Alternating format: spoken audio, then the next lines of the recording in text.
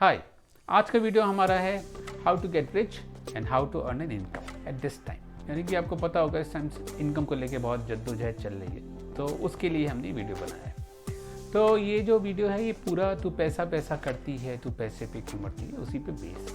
तो यानी कि शुरुआत से अंत तक खूब पैसा ही पैसा होने वाला है। तो इसलिए हमने इस वीडियो में शो ऑफ बहुत किया है।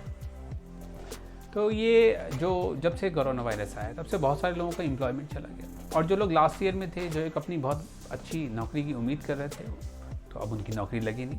बहुत सारे लोग ऐसे थे जो नौकरी में रह के जिनकी सैलरी कम हो, अब वो क्या करें। तो इसके विपरीत कुछ लोग ऐसे भी हैं जिन्होंने घर से काम किया, इसकी वजह से उनका काफ़ी पैसा बच गया, उनके पास सेविंग ज़्यादा हो गई। तो ये वीडियो आपको एक गाइड की तरह है, यानी कि बताएगा कि आगे आपको क्या करना चाहिए। अगर आप बेरोजगार हैं तो आपको नौकरी कैसे घर पे रह के कर सकते हैं, और अगर आपके पास पैसा है तो हमें से कहाँ इन्वेस्ट करना चाहिए जिससे आपके फाइनेंशियल गोल कभी भी डिस्टर्ब ना हो। चलिए भैया, कुछ बात साफ साफ हो जाए। मतलब ये है कि ये जो हमारा वीडियो है इसका मकसद सिर्फ आपको गाइडेंस देना है, यानी कि मार्गदर्शन करना है। तो कुछ भी करने से पहले अपने दिमाग का, अपने विवेक का अच्छे से इस्तेमाल करिएगा, तब कुछ करिएगा। बहुत सारे लोग हमारे पर इल्ज़ाम लगा रहे हैं कि तुम्हारी खुद की नौकरी पे संकट आया होगा या सैलरी कट गई होगी, इस चक्कर में तुम ये वीडियो बना रहे हो। तो ना भैया, ना तो हमारी सैलरी पे कोई संकट आया है, ना हमारी कोई नौकरी पे संकट आया है, क्योंकि हमें आज तक इस चैनल से कभी कोई सैलरी मिली नहीं और नौकरी तो हमारी कोई पक्की थी नहीं। अरे हवाई वाली ट्यून क्यों नहीं डाल रहे भाई, ये कौन सी ट्यून डाल दी है। चलिए आप हम लोग आगे बढ़ते हैं, बाद में यूज़ कर लेंगे कहीं। तो लॉकडाउन ने क्या किया, हम सबको आलसी बना दिया है। जो लोग आलसी थे उनको महाआलसी बना दिया है, मतलब इज्जत रखनी पड़ेगी।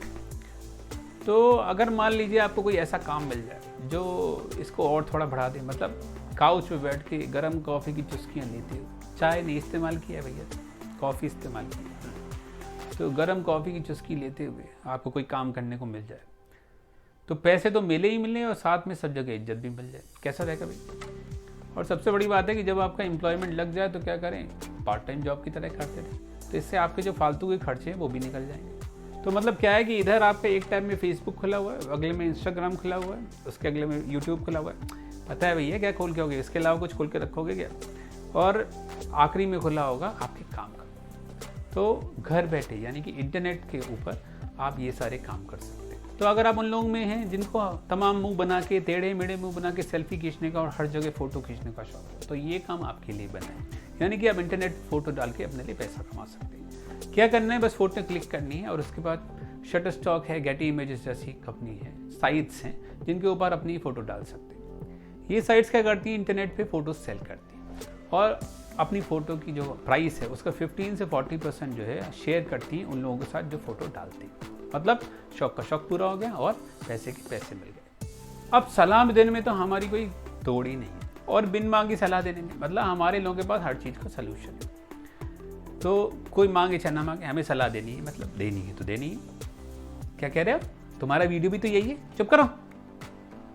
अब क्या है, अगर आपके अंदर ये टैलेंट है, यानी कि आप में कुछ सलाह देने का कीड़ा ज़्यादा ही है, और आपको कोई हुनर भी है, यानी कि किसी चीज़ में आपको एक्सपर्टाइज भी है, जैसे मसलन के तौर पे आप ट्रैवलिंग अच्छी करते हैं, यानी कि ट्रैवलिंग खूब करते हैं, या आप कुकिंग अच्छी करते हैं, या हो सकता है आप इन्वेस्टमेंट की एडवाइस अच्छी दे सकते हैं, तो बस आपको क्या करना है, ब्लॉगिंग करनी है, यानी कि लोगों के साथ वो एडवाइसेस शेयर करें।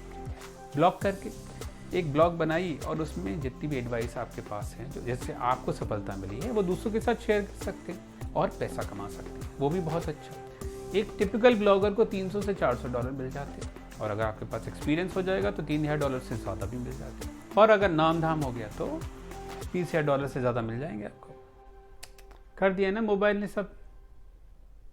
देखिए, अगर आपके आसपास भी कोई ऐसा आदमी हो जिसकी ऐसी हालत हो गई हो, उसकी उंगलियां चिपक गई हो, तो आपको क्या करना है, बस उसके हाथ से मोबाइल हटा के एक कंप्यूटर का टाइपराइटर देना है। जी हाँ, ये ट्रांसक्राइबिंग बोला जाता है, ये भी एक तरीका है पैसा कमाने का।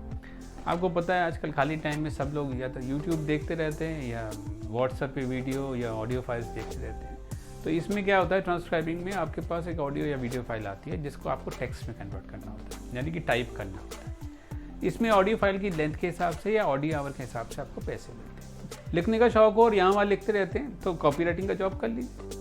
मतलब बड़ी बड़ी फर्म्स के लिए, कंपनियों के लिए और ब्रांड्स के लिए आपको लिखना है और पैसा कमा सकते हैं। कॉपी राइटिंग की जॉब में $35,000 से $65,000 तक बड़े आराम से मिल जाते हैं। अगर ज्ञान बांटने की आदत हो और कोई इसको वैल्यू नहीं करता, तब क्या करें भाई, तो वीडियो बना के हम यूट्यूब पे डाल सकते हैं, और जब आपका मोनेटाइजेशन हो जाएगा तो आपको पैसे मिलने शुरू हो जाएंगे।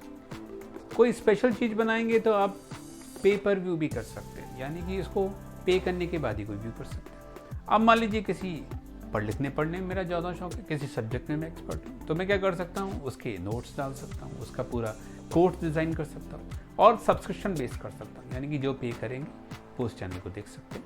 कुछ लोगों का ईयर प्लग लगा के बात करने का अंदाज ही निराला है, पता ही नहीं चलता क्या कर रहे हैं भैया, बात कर रहे हैं कि खाना खा रहे हैं। और दिल से बात करते तो उनका प्रयास रहता है कि जितना दिल के करीब हमारा माइक्रोफोन जा सके। अब इन्हीं को देख लीजिए। अब क्या है, ऐसे लोगों के हाथ में आपको क्या करना है, एक कंप्यूटर चाहिए, एक रिकॉर्डिंग का सॉफ्टवेयर चाहिए और माइक्रोफोन चाहिए, बस। इसके साथ आप पॉडकास्टिंग कर सकते हैं। पॉडकास्ट जो होती है उनका सबसे बड़ा फ़ायदा है कि आपको रेगुलर करने की ज़रूरत नहीं है, मतलब रोज़ करने की ज़रूरत नहीं है। रेगुलर तो करनी ही है पर रोज़ नहीं करनी है। और साथ ही साथ क्या है कि जितनी छोटी हो सके उतनी अच्छी है। जब आपका चैनल फेमस हो जाएगा तो उसको स्पॉन्सरशिप मिल जाएगी। तो तकरीबन क्या होता है कि 1000 जो है डाउनलोड होने पर लगभग $15 से $30 तक मिल जाते हैं। कुछ लोग ऐसे होते हैं जिनको हर बात का मतलब निकालने की आदत होती है, एक कीड़ा होता है, तो ऐसे लोग इंटरप्रीटर और ट्रांसलेटर की जॉब कर सकते हैं और वी लोकलाइज जैसी साइट पर जाके अपने हुनर का इस्तेमाल कर सकते हैं। पर मेरी तो गलतियाँ निकालने की आदत है, नोट्स निकालता हूँ, मैं क्या करूँ, तो भैया आप फ्रीलांस प्रूफ रीडर बन जाओ। वहाँ पे भी हर घंटे के $18 से $20 तो मिल ही जाते हैं। आप इंटरनेट रिसर्च और ऑनलाइन सर्वे करके भी पैसे कमा सकते हैं। और मज़े की बात है कि बहुत सारी जगह तो कोई फॉर्मल क्वालिफिकेशन भी नहीं है, आपके राइटिंग और जो रिसर्च स्किल हैं वो काम आ जाते हैं। अब जिन लोगों को ऐसा लग रहा हो कि हमने इन साइट से स्पॉन्सरशिप लिए, तो वो जान लें कि हमारे चैनल की हालत इस लायक नहीं है कि कोई हमें पैसे अभी दे। अरे ये कौन सी फोटो लगा दी, क्या कह रहे हो, साबक जाने के पैसे कहाँ से, चुप करो, बकवास की बातें कर रहे हो। अगर आप भी इंतजार कर रहे हो, सुबह शाम गाते हो मुझको भी तो लिफ्ट करा दे, और सोचें कोई और आ जाके आपको लिफ्ट करा लेगा, तो ऐसा होगा नहीं, आपको खुद अपने को लिफ्ट कराना पड़ेगा। आगे बढ़ने से पहले हम फिर दोहरा दें कि ये सिर्फ गाइडेंस के लिए, यानी कि मार्गदर्शन के लिए है, और कुछ भी करने से पहले अपने विवेक का इस्तेमाल करना, हर चीज़ को जांच परख लेना बहुत ज़रूरी है। हमारे चैनल की कोई जिम्मेदारी नहीं होगी। अब जान लीजिए कि कभी भी पैसा बचाना ही सब कुछ नहीं होता, यानी कि बचत करना ही सब कुछ नहीं होता, बल्कि उसको निवेश करना यानी कि इन्वेस्ट करना भी बहुत ज़रूरी होता है। जब तक आपका पैसा बढ़ेगा नहीं, यानी कि वो काम पे लगेगा नहीं और अपने आप को बढ़ाएगा नहीं, तब तक आपकी हालत कभी नहीं सुधर सकती। महंगाई की दर होने की वजह से अगर हम बचत करते हैं और उसका निवेश नहीं करते, यानी कि सिर्फ सेविंग करते हैं और उसको इन्वेस्ट नहीं करते हैं, तो उसकी परचेजिंग पावर यानी कि जो खरीदने की जो क्षमता है वो कम हो जाती है टाइम के साथ, महंगाई दर बढ़ने की वजह से। तो इसीलिए निवेश करना यानी कि इन्वेस्ट करना बहुत ज़रूरी है। हमारा इन्वेस्टमेंट जो है वो 3 चीज़ों पे डिपेंड करता है। पहला, जैसे कि हमें पता होता है घर से बाहर निकलने से पहले हमें मालूम होता है कि हमें कहाँ जाना है, इसी तरीके से जीवन में हमें क्या बनना है, तो आपके पैसे को भी पता होना चाहिए कि वो क्यों इकट्ठा किया जा रहा है, यानी कि पर्पस मालूम होना चाहिए। अनामिका की जगह उसको एक नाम दीजिए, किस लिए आप ये पैसा इकट्ठा कर रहे हैं। फिर ये भी जानना बहुत ज़रूरी है कि जो काम आगे आने वाला है, अगर आज उसकी कुछ कीमत है तो अगले साल में जब भी वो आने वाला है तब उसकी क्या कीमत होगी, उसके हिसाब से पैसे इकट्ठा करेंगे तो आपको कभी पैसे की कमी नहीं आएगी। दूसरा है खतरों के खिलाड़ी बनने का, यानी कि आपकी रिस्क टॉलरेंस कितनी है, यानी कि आप कितना मोटी भाषा में कितना घाटा बर्दाश्त कर सकते हैं। और तीसरा है लिक्विडिटी, यानी कि कितनी जल्दी बिना वैल्यू का नुकसान करे आपका जो इन्वेस्टमेंट है वो कैश में कन्वर्ट हो सकता है। तो इसीलिए हमारा इन्वेस्टमेंट जो है वो डाइवर्सिफाइड होना चाहिए, यानी कि जगह जगह होना चाहिए, बजाय एक ही जगह हम सारे इन्वेस्ट करने के जगह जगह इन्वेस्ट कर सकते हैं। उससे फ़ायदा क्या है, सेफ्टी रहती है। तो ऐसे हमारे इन्वेस्टमेंट को पोर्टफोलियो बोलते हैं। मान लीजिए आपके पोर्टफोलियो में क्या क्या है, इक्विटी है यानी कि शेयर्स हैं किसी कंपनी के, आपने सोना खरीदा हुआ है और आपने एफडी बनवा रखी है। तो अगर कोई भी एक नुकसान कर रहा होगा तो बाकी लोग क्या करेंगे, बाकी 2 जो है वो हो सकता है फ़ायदा कर रहे हो और आपका जो नुकसान है उसकी भरपाई कर सकें। शुरुआत करेंगे सबसे सेफ से और फिर जाएंगे रिस्की के ऊपर। सबसे सेफ के लिए क्या है, एक बैंक में जाके हम एफडी खुलवा सकते हैं या आरडी खुलवा सकते हैं। एफडी में फ़ायदा क्या है कि हम एक साथ पैसा दे सकते हैं, आरडी में भी सुविधा क्या मिलती है कि हम साल में हर महीने एक निश्चित सम जमा करा दें। इस समय जो बैंकों में जो एफडी है उसका ब्याज चल रहा है 3% से 7% के बीच में। आपको यहाँ ये भी जानना चाहिए कि जो हमारी महंगाई की दर है यानी कि मुद्रास्फीति है, इन्फ्लेशन है, उसका नंबर है 6% के आसपास। अब मान लीजिए हमारी ज़रूरत थोड़ी बड़ी हो तो हम जाके एक पीपीएफ अकाउंट खुलवा सकते हैं, जिसमें हम साल में 500 रुपये से लेकर 1.5 लाख रुपए तक कितना भी जमा करा सकते हैं। ये चाहे तो एक साथ जमा करा सकते हैं, चाहे साल में 12 बार जमा करा सकते हैं, यानी कि 12 महीने में हर महीने एक बार जा के कुछ सम जमा कर सकते हैं।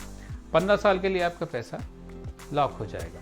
अब जो इसका जो इंटरेस्ट रेट है वो सरकार चेंज करती रहती है। फिलहाल जो इंटरेस्ट रेट है वो 7.1% का है। इस योजना का सबसे बड़ा फायदा है कि ये ट्रिपल ई मानी जाती है, यानी कि जब आप पैसा लगाएंगे वो पैसा इनकम टैक्स से फ्री होगा, जो इंटरेस्ट अर्न होगा वो इनकम टैक्स से फ्री होगा, जब आपको प्रोसीड मिलेगी तब भी आपके ऊपर इनकम टैक्स नहीं लगेगा। अब जवानी के लिए तो हम लोग बहुत सारी इंतजाम करते हैं पर अपने बुढ़ापे को भूल जाते हैं।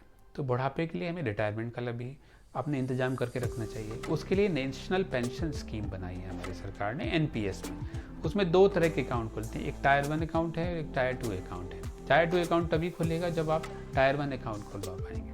तो एनपीएस में हमारे फंड को मैनेज करने के लिए 8 फंड मैनेजर हैं। हम कुछ भी किसी को भी चूज़ कर सकते हैं, वो हमारे फंड का मैनेज कर सकता है। जब आपको एन्युटी, जब आपको पैसा निकालना होगा तब आपको 40% जो अमाउंट है उससे एन्युटी लेनी पड़ेगी। चलिए बात करते हैं कुछ रिस्क रिटर्न के बारे में।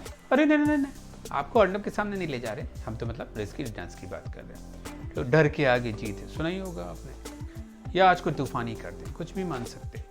तो आजकल एक जो शेयर मार्केट है यानी कि जो कैपिटल मार्केट्स हैं उनमें बहुत अजीब सी चीज़ देखी जा रही है। अच्छे दिनों ने धो के हमारी अर्थव्यवस्था की जो है हालत चौपट कर दी है, और जो हमारी विकास दर है वो भी बेचारी नेगेटिव में आ चुकी है। यानी कि जो हमारी जितनी भी कंपनियों के नतीजे भी आए वो भी बहुत ही बुरे आए। ऐसे टाइम में मार्केट को क्या है, नीचे जाना चाहिए था, और गोल्ड को और बॉन्ड का जो मार्केट है उसको बढ़ना चाहिए। पर हो क्या रहा है, तीनों के तीनों बढ़ रहे। ये बहुत ही अजीब बात है।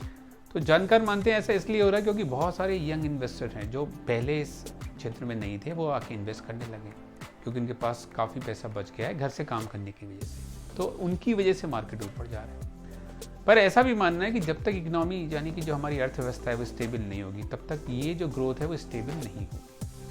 और जब ये मार्केट नीचे जाएगा तो ये सब के सब मार्केट को छोड़ के निकल जाएंगे, तब स्थिति और ज़्यादा खराब हो जाएगी। अब बहुत से लोग सोचेंगे कि क्या आपकी बार मार्केटिंग नहीं करोगे, तो भैया कर कैसे सकती, क्योंकि हमने इस सब्जेक्ट पे कोई वीडियो बनाया ही नहीं।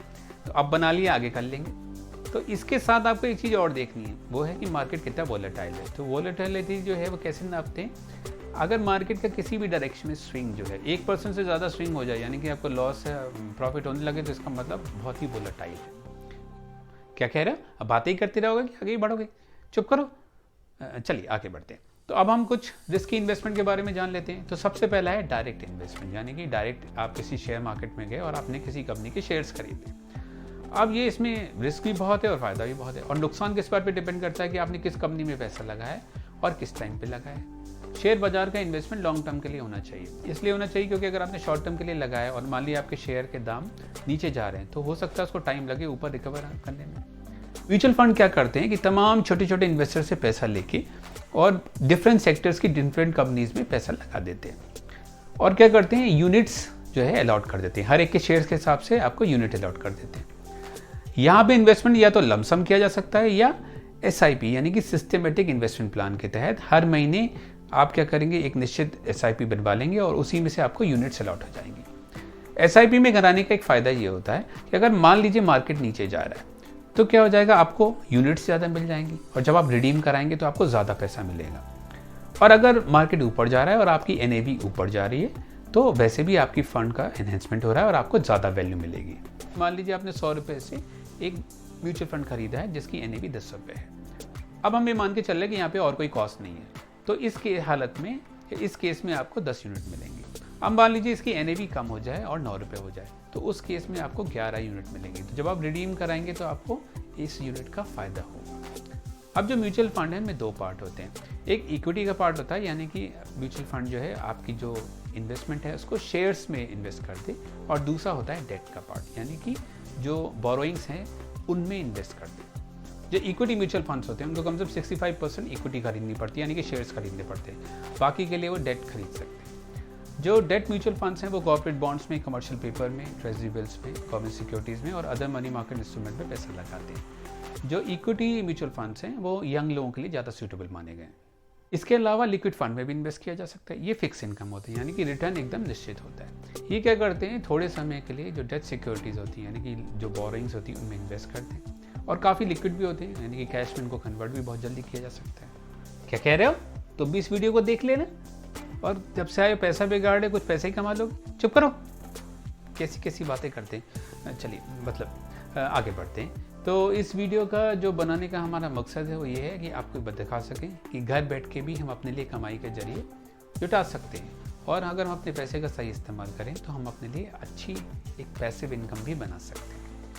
अब सबसे लास्ट में फिर वही हम करेंगे, अपनी मार्केटिंग करेंगे और आपको हमारी वीडियो अगर पसंद आया हो तो उसको लाइक करिए, शेयर करिए और हमारे चैनल को सब्सक्राइब करिए। और बेल आइकन को अगर आप प्रेस करेंगे तो आपके पास सारे नोटिफिकेशन भी जाएंगे। अब हम आपसे मिलेंगे अगली वीडियो में। तब तक के लिए अपना ख्याल रखिए, खुश रहिए, बाय बाय।